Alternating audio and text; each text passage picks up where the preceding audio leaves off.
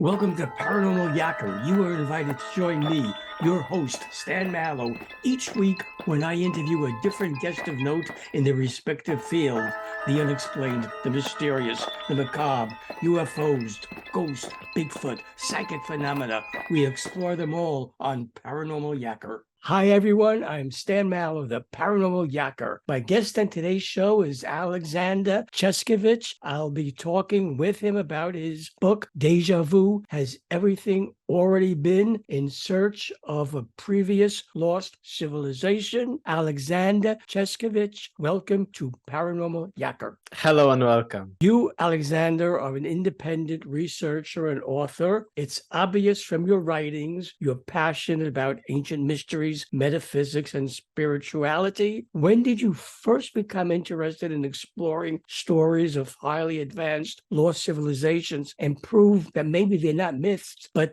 did indeed exist? Yes, it was mainly during my middle high school because I was learning a lot of history during that time because there were some changes in the educational system in Poland and it was very hard to go to any high school. I was attending many competitions, especially historical one, because I've always loved history. And then I started learning a lot about our history. It was a great mystery to me how, for such a long period of time, for the about 200,000 years of the existence of mankind, we were doing nothing. There was no progress, we were just cavemen, hunter-gatherers, and then suddenly there was a Neolithic revolution, we started a sedentary lifestyle, and then after thousands of years there were those first civilizations like ancient Sumer, then ancient Egypt, and many other civilizations. I was very fascinated by that because I saw a huge mystery, a huge gap in our history,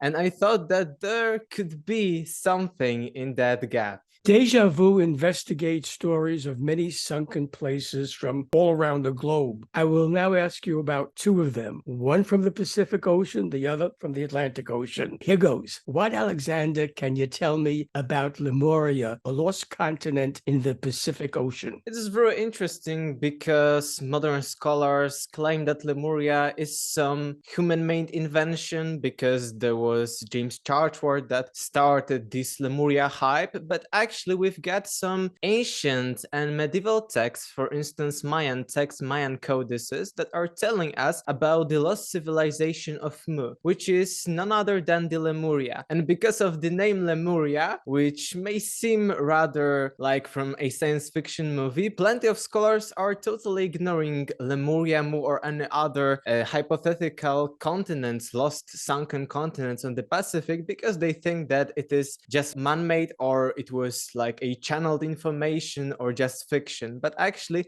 we've got some texts like the Mayan codices that are telling us about the Lemuria and are telling us that this continent existed in the very, very distant prehistory, somewhere during the times of Atlantis, maybe some like 1,000 years plus or minus. What, Alexander, can you tell me about the island of Atlantis, which is said to have sunk in the Atlantic Ocean and is probably the most well-known of sunken lands? Atlantis is very interesting. And of course, from the mainstream history, we learn about Atlantis from Plato's dialogue, Critias and Timaeus, in which he describes this lost continent and describes also some metaphysical aspects of humanity, of our world, but also this lost continent of Atlantis that was to exist beyond the Pillars of Hercules. And Pillars of Hercules are the modern day Strait of Gibraltar. It was somewhere on the Atlantic Ocean. That's why there are plenty of theories concerning Atlantis, whether what if it was on the Antarctic, whether it was somewhere nearby Bahamas. There are plenty of theories, but we know that it was somewhere beyond the Gibraltar, so somewhere on the Atlantic Ocean, and we know that it was about the size of Libya and Asia Minor put together. So like a very large island, maybe not an entire continent, maybe not like like Australia or something like that, but it was a very, very large island with some main city with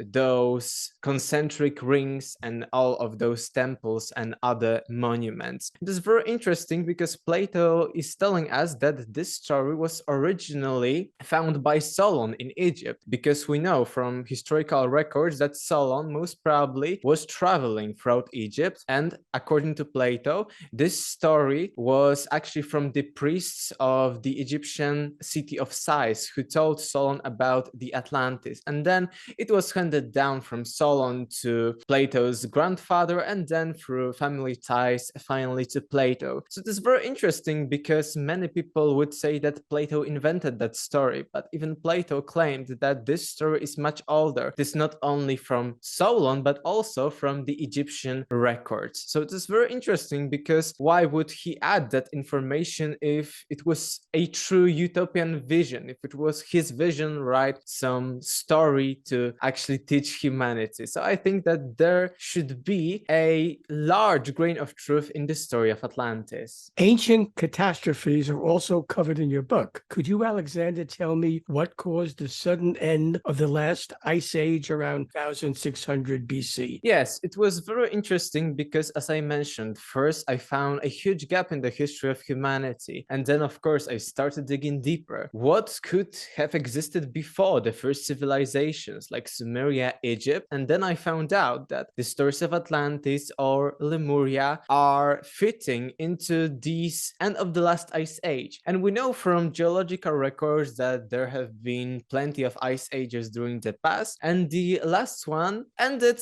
about 10,500 years BC to 9,500 years BC, just about plus minus, because in geology we cannot say to the exact day. Of course, we've got some measures like sometimes even plus minus 500 years or even plus minus 1,000 years, but these are the time frames of the end of the last ice age. It's very interesting because, again, when it comes to Plato, he's telling us that the Atlantis sank or existed, because we do not know what he meant exactly, but that the Atlantis existed about 9,000 years before Solon's arrival in the city of Sais. So it is about 9,600 years BC. And then I found out, wait a minute, it is the exact date as the end of the last ice age. And in the story of Atlantis, we've got mentions that the Atlantis sank very abruptly and just was, overtaken by some flooding waters or something like that. And now I thought, if it was the ending of the last ice age, and if the water levels of seas and oceans were rising at that time, could it be that this melting of the glaciers actually sank the continent like Lemuria or Atlantis and other plenty of cities and civilizations that are mentioned in many parts of the globe? And I thought that it cannot be a happy accident. So I started digging deeper and I found out that there really were some meltings. There were some before meltwating like pulses. It is even called a pulse, like it is melting,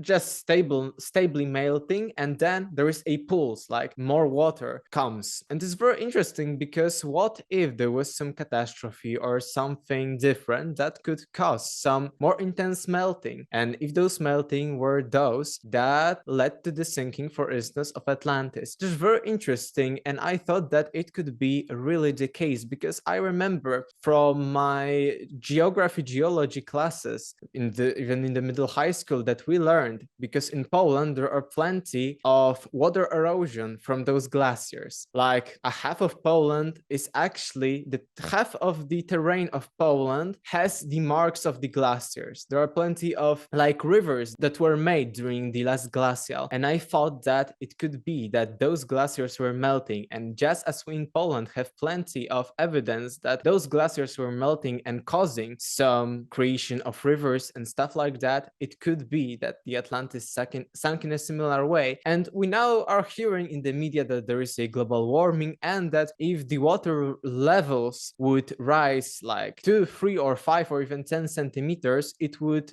be catastrophic. It would lead to a catastrophe on a massive scale because plenty of our cities are located nearby waters. And I think that it is logical to put a city nearby water. So if Atlantis was really like a harbor city, I also live here in Gdańsk in Poland. It is also a city nearby the sea. sea, the Baltic Sea. So I thought that if it was just a harbor like city, it could have really sunk, because even like a small change in the water levels could lead to it sinking. And if there was a catastrophe, and there are plenty of theories about that, it could even escalate that. Egypt during the time of the pharaohs was an amazing period in the history of the world. Amongst their many accomplishments, the pyramids they built still fascinate and capture the imagination of people today. Do we, Alexander, know who built them, and were they really tombs, or did they serve another purpose? It's very interesting, because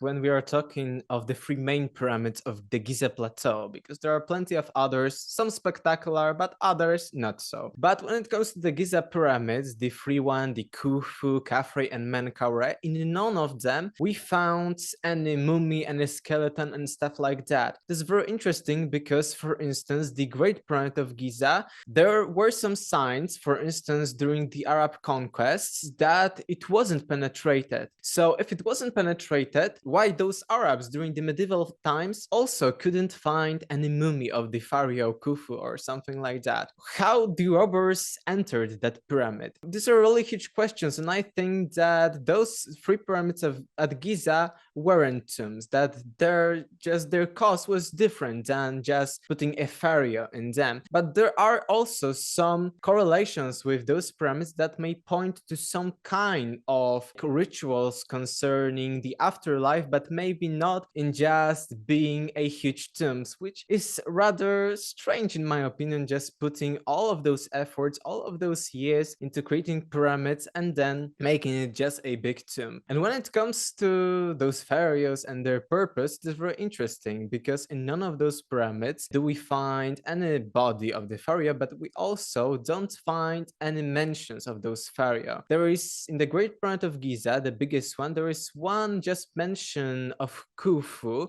Khnum Khufu, in the very, very high parts of the pyramid that were not to be shown to the public. These are parts that are like some antechambers in order for the pyramid not to fail down, not to be destroyed. And in these antechambers, Howard Weiss, a researcher, found these marks of Khufu, but it is only a single piece of evidence. It's very interesting because we do not have any evidence right now, only this one Khufu marking, which may be actually a great hoax, because Howard Weiss wasn't a good person and he used some fallacies in his work also. And it's very interesting because it could be a hoax, but it's also very interesting because right after this discovery, and during that time, the pyramid was very known to Egyptologists, but right after that discovery, there were in some books from that time, from like 18th, 19th century, we find other researchers, other Egyptologists that are mentioning these signs, that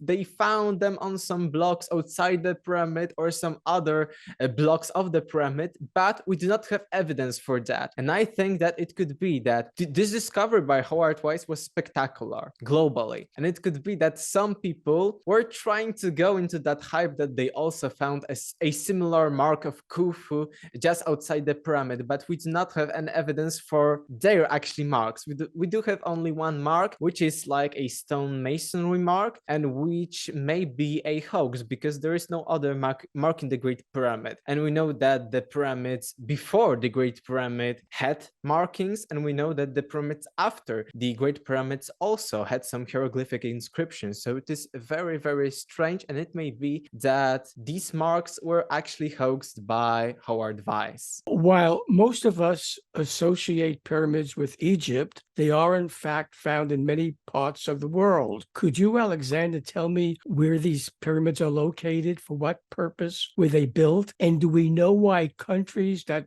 supposedly had no connection with each other built similar structures? It's again interesting because according to the mainstream, the pyramid is like the easiest build because it is easier to build a mound or a pyramid or a step pyramid than it is to build a tower, which may be easily destroyed and which may easily collapse. So according to the mainstream, it is the easiest way because you can actually put some gravel, put some sand, and it will appear like a pyramid. You can get some blocks and it will go into the pyramid. So according to the mainstream, it is logical to find pyramids all over the world. It doesn't stop there because because we've got many of similarities between the pyramids all over the world that are not accidental. Again, I don't think that such a number of coincidences is an actual coincidence, but that there is some purpose behind it. And when it comes to those similarities, we've got the mentioned Free Pyramid of the Giza Plateau, the Great Pyramid, and two others. And those pyramids are aligned to the Orion Belt, the three stars of the Orion constellation, which were very important for the ancient Egyptians, because ancient Egyptians believed that part of their soul, what we would call today soul, just went up after death and it went straight to the Orion Belt, to three stars Al-Nilam, Al-Nitak, and Mintaka, and according to them there was some kind of portal in that Orion Belt. And it's very interesting because the same alignment like the Giza pyramids are aligned to the Orion Belt, which was important to the Egyptians, can be found in many other places of the world. We can find it in Mesoamerica and in China, in Xi'an.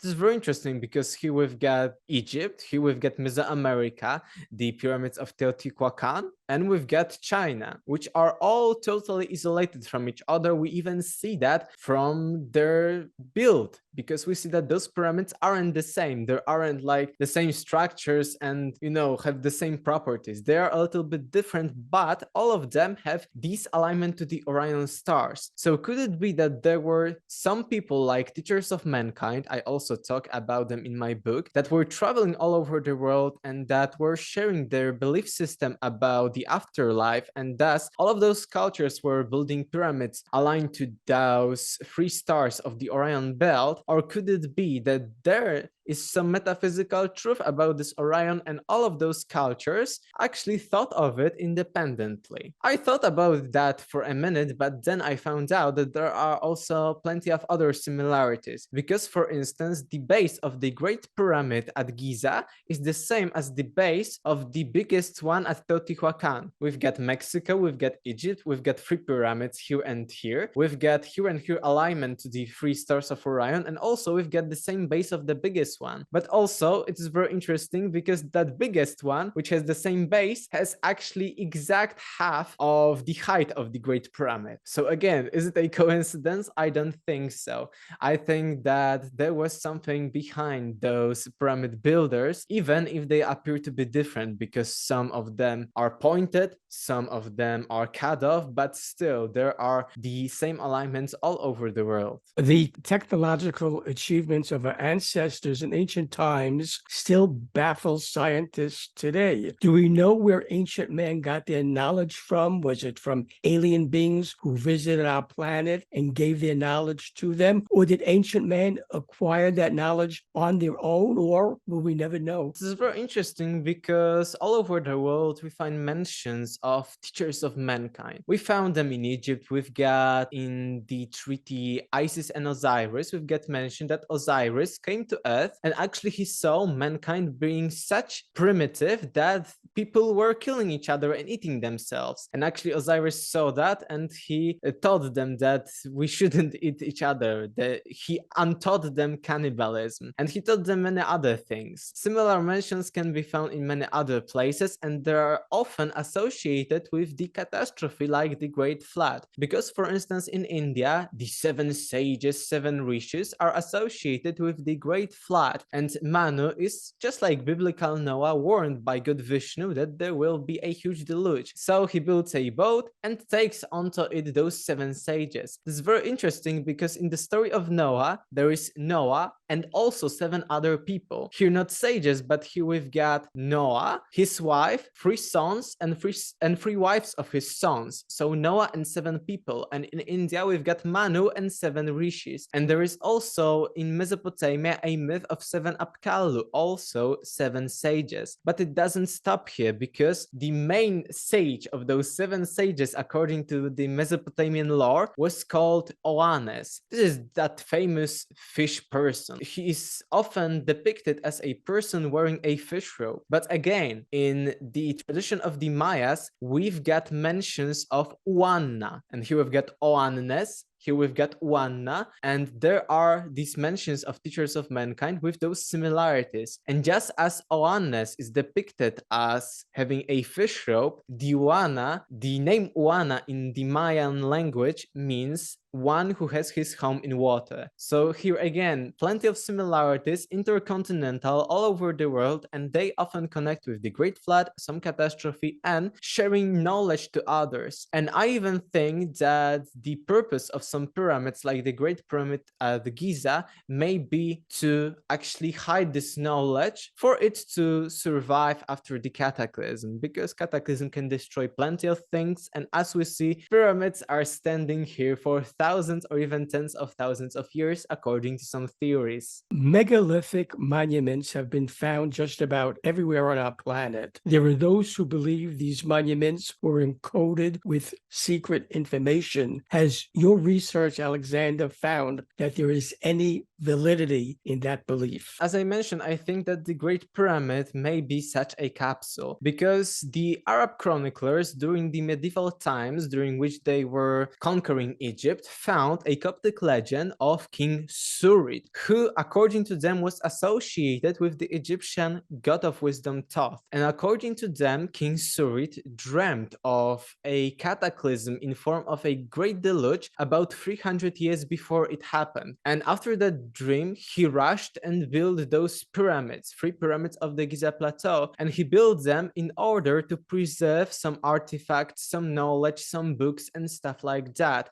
According to those stories, there were hidden in those pyramids plenty of artifacts, and even artifacts with some maybe magical powers, or maybe artifacts which were technologically advanced, because for instance, we've got mentions of metals that are not rusting at all in the pyramid. And later, as was found by many researchers, there is a pyramid energy effect that metals are not rusting that fast in the pyramid, and also some corpses of, for instance, dead animals or even dead people are also not decomposing in such a huge rate. So there may be a huge grain of truth in those stories that were found by Arabs, that the pyramids had some special properties and were built in order to preserve some knowledge. And I think that it wasn't only about the inventory of the pyramid, what could be found inside of the pyramid, but it can also be about the mathematics, geography, and other stuff encoded into the Giza Plateau, into the Great Pyramid of Giza. Because when we think of the pyramid builders, we think of some just Egyptians, maybe not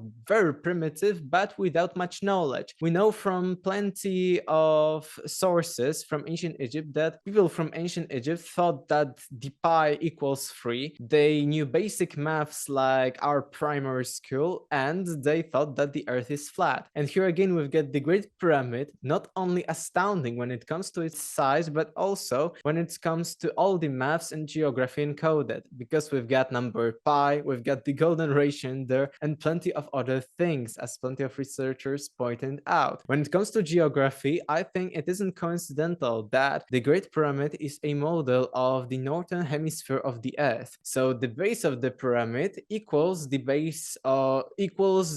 circumference of the earth, and the height of the pyramid equals the polar radius of the earth. And it is a model of the hemisphere, so half of earth, on a scale of 1 to 43,200, 43200. We know that 432 is a special number in modern new age, in tuning, right, 432 hertz, etc. But it is also this 43,200 is a number of seconds in half a day. So we've got a correlation. We've got a pyramid representing hemisphere of the earth, so half of the earth, and we've got here the number which corresponds to half of the day. And we know exactly well that ancient Egyptians divided their day by 12 hours. So I think it isn't coincidental, and as I'm now researching and as I will be adding in future, I think that the pyramid builders, maybe ancient or prehistorical Egyptians, knew about all the measures of the earth and knew how our earth looks like. And also it is connected actually to plenty of like mysterious maps. We are hearing about them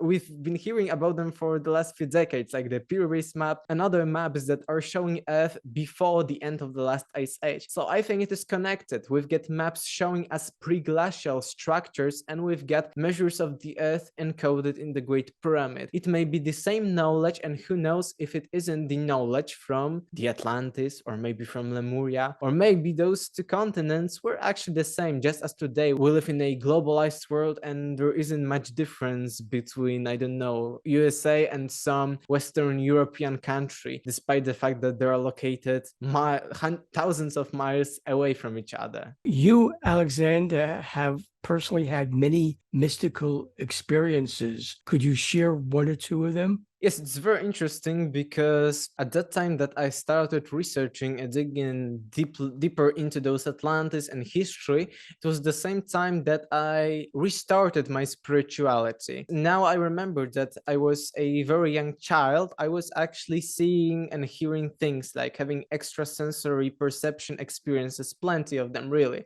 I was very intuitive. But then because, you know, of the education, because of the society and stuff like that, and I've always loved science, I became a little bit of materialist and atheist. At that time during my middle high school, I don't know, maybe I was 15 or something like that, maybe 14 or 16, 14, 15 years old, I started again having those experiences. And now, because I was researching such topics, I thought that they may be real, and they appeared to be really real. I later could validate many of those intuitive claims of some prophetic dreams. Actually, dreams played a huge role in that, like, spiritual reawakening. So it is very interesting because it really connects to that research. So like, it was divine timing, everything at once started happening aligned. Should viewers of Paranormal Yacker want to buy your book, Deja Vu, Has Everything Already Been, and learn about your YouTube channel, which is really great, how can they do that? My book, Deja Vu Has Everything Already Been, can be found on the Amazon, on most of the Amazons, whether